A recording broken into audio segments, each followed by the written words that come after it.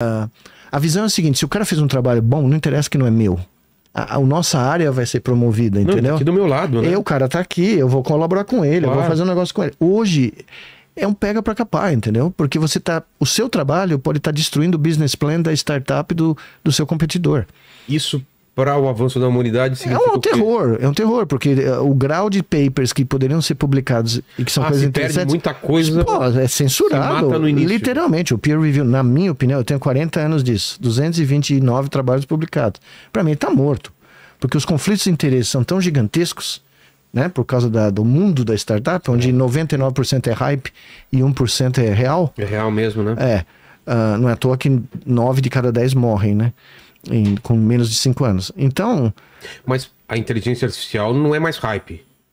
É alguma coisa... Não, boa parte dela é. Ainda é? Mas ela tem uma base já sólida já. Não, ela tem uma base... De aplicabilidade. Tem, claro. Mas é uma base que nós sabíamos... Claro, teve algumas surpresas, mas... Por exemplo, o cara que ganhou o Prêmio Nobel de Física é um deles. Eu conheço o John Hopfield há 40 anos. Conheci ele aqui no Brasil, depois me encontrei várias vezes com ele nos Estados Unidos. É um cara sério, é um físico. O outro, o Hinton, que inventou o backpropagation, que é uma técnica de treinamento das redes neurais artificiais, é um doido varrido, entendeu? O cara fala que as redes neurais dele pensam, que elas têm emoções, que elas têm consciência, que é uma loucura. Não, ele nunca provou isso. Só que assim, na medida que o cara ganha o Prêmio Nobel de Física, e os físicos ficaram pé da vida, porque né, não tem nada de física ali, né? E nem as coisas que ele ganhou nem são usadas mais, tá? Não tem mais nenhuma aplicabilidade, porque já passou por cima, né? As coisas que ele fala lá são absurdos. E o cara tá dando entrevista no mundo inteiro. Agora tem a chancela do Comitê Nobel. Então, até o próprio Comitê Nobel, aparentemente, caiu no meio da hype, tá? Foi engolido pela hype.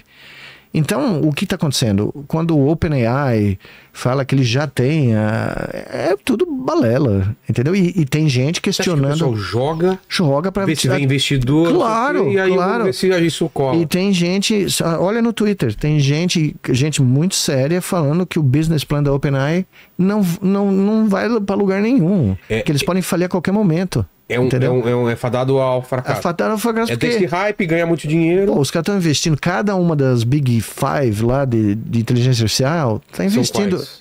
deixa eu ver, NVIDIA, Meta, Google, Microsoft e Amazon. Tá.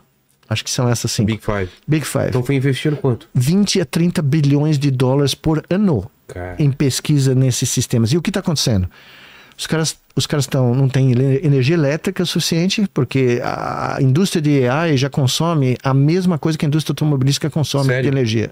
E por que isso? Por causa das fazendas de servidores. Tá. Elas têm milhões de máquinas rodando. Tá faltando água para refrigerar esses baratos. Tanto é que o Google acaba de comprar uma startup de energia nuclear. Mano. Para criar uma usina nuclear do lado das fazendas de servidores dos caras, tá? Olha o gargalo dos caras. E outra coisa que está acontecendo, que talvez seja o vírus fatal da AI generativa, né? Que a gente chama. Sei.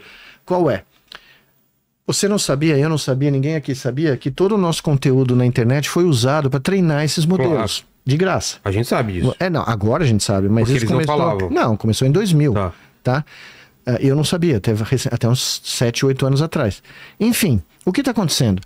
A quantidade de material gerado pelos sistemas no mundo está ficando tão gigantesco que ela está retroalimentando a fase de treinamento dos sistemas, em detrimento de dados humanos reais. Se a gente fazer uma metáfora para isso, cara, você não está conseguindo...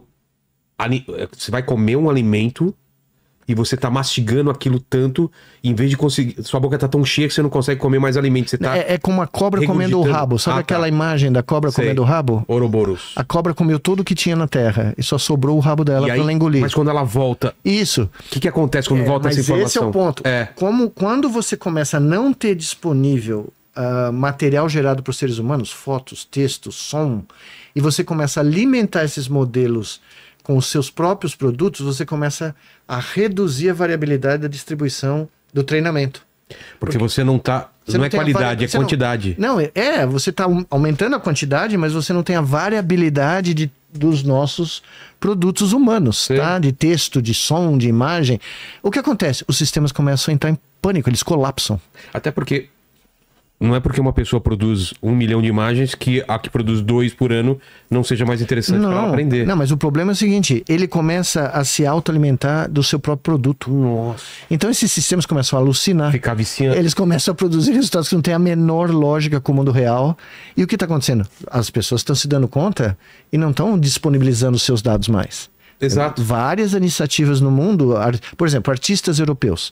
Existe um processo coletivo, collective lawsuit, né? Ou class action suit, tanto nos Estados Unidos como na Europa, de artistas plásticos que não querem mais que os seus... Aqui também. Aqui eu não sei, mas na Europa com certeza e nos Estados Unidos eu também vi agora. Que não querem que os seus quadros, que os seus textos para treinamento de aplicativos... Para as pessoas entenderem. Quando você coloca assim, faça uma ilustração como se fosse o Leonardo da Vinci pintando a ponte do Brooklyn. Aí ele vai usar toda a informação dos quadros e tal. Toda a estatística. Use... faça um poema como se fosse o Olavo Bilac falando do Palmeiras. Putz, essa seria legal. Manda isso. O Olavo Bilac falando do Palmeiras seria... depois dessa, só Castro Alves. Eu vi o Drummond fazendo um do Corinthians, né? Não, aí é o Castro Alves. O Corinthians é o Castro Alves, salvando tirando né? Enfim, mas é isso que está acontecendo.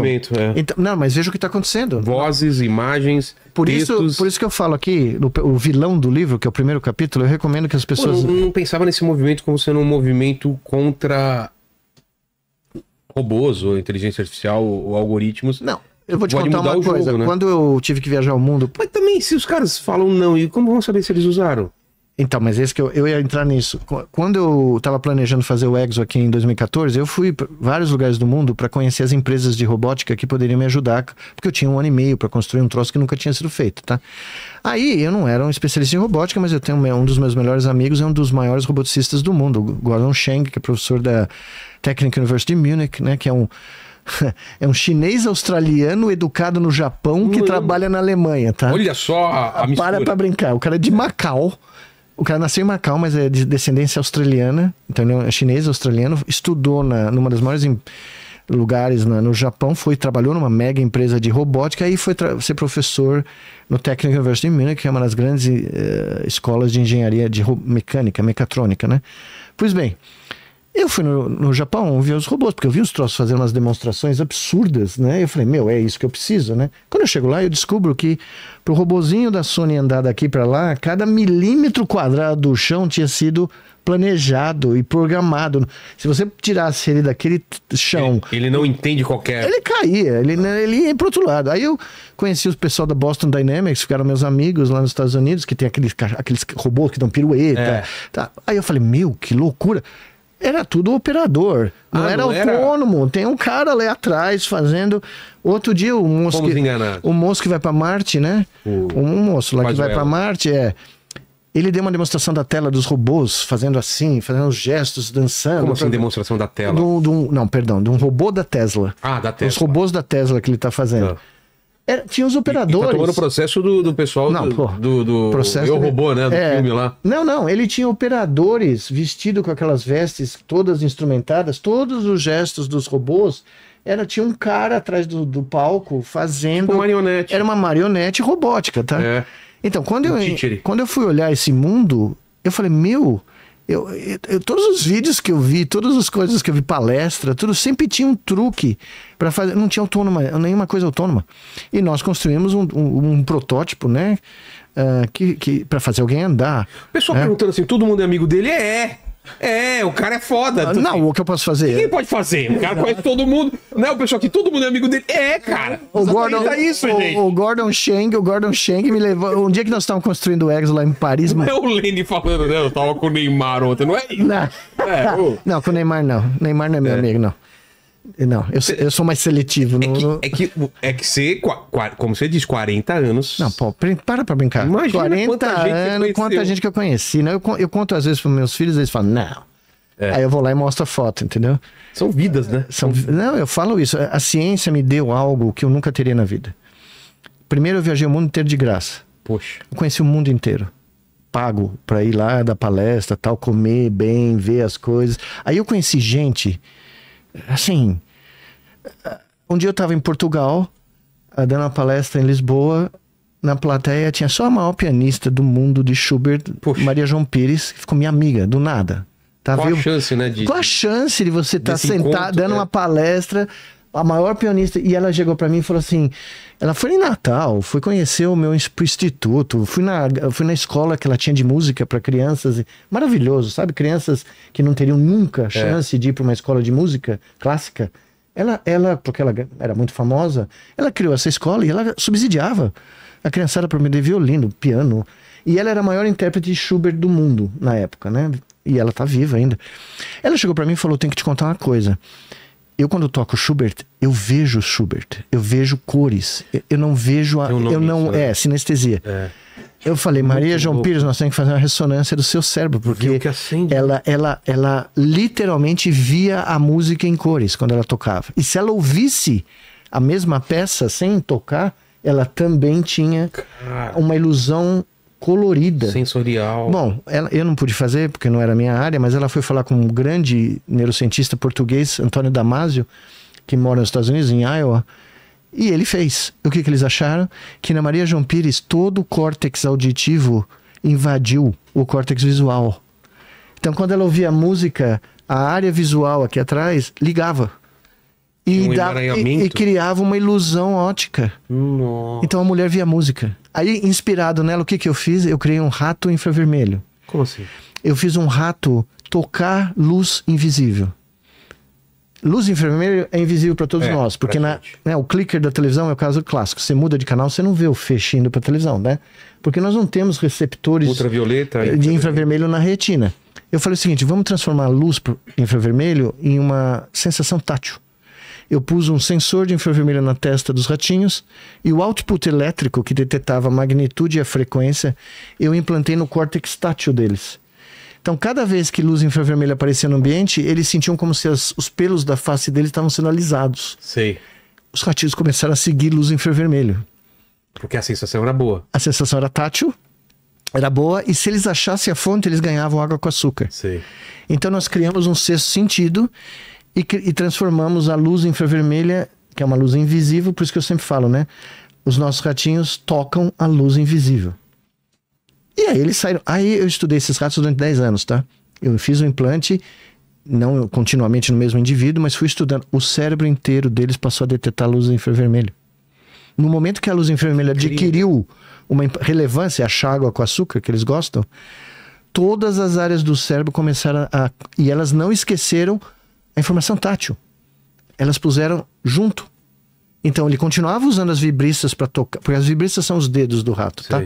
No escuro eles usam isso aqui, os pelos da face. Imagina usar seu bigode para descobrir o diâmetro de um buraco para você escapar do gato. Nossa. Eles fazem isso em 100 milissegundos. Se eles encontrarem as vibristas nas extremidades de um buraco, eles sabem o diâmetro, se eles podem passar ou não, tá? Então nós transformamos a luz invisível na luz que eles tocam. Então eles tocam luz invisível. Foi inspirado nela. Sim. Né?